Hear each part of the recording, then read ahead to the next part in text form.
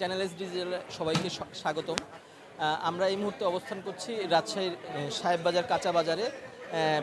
রমজানকে সামনে রেখে প্রায় সব ধরনের সবজি এবং মাংসের দাম বেড়েছে।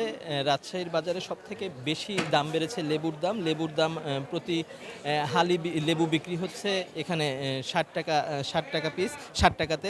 শশা 45 থেকে 50 টাকা কেজি, বেগুন 50 টাকা কেজি, কাঁচামরিচ 60 টাকা, করলা 100, পটল 120, ঢেঁড়স 120 টাকা কেজিতে বিক্রি হচ্ছে। মাংসের বাজারে ব্রয়লারের দাম কেজি প্রতি 10 টাকা বৃদ্ধি পেয়েছে।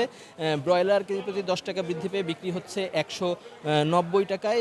সোনালী মুরগি 280 এবং দেশি মুরগি বিক্রি হচ্ছে 550 টাকা কেজিতে। রাজশাহীর বাজারে মাছের দাম এবং ডিমের দাম স্থিতিশীল রয়েছে।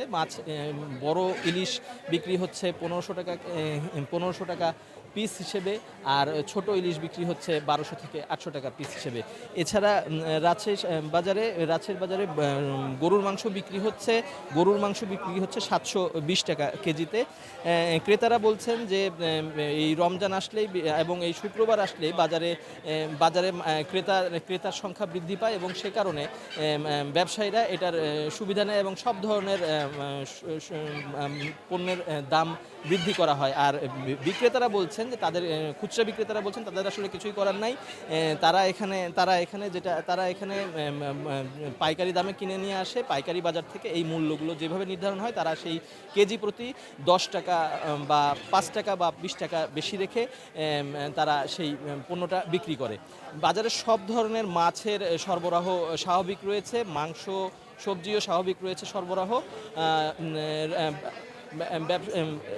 রাজশাহীর কাঁচা বাজার থেকে রাজশাহীর কাঁচা বাজার চিত্র এই ছিল আমার কাছে সর্বশেষ।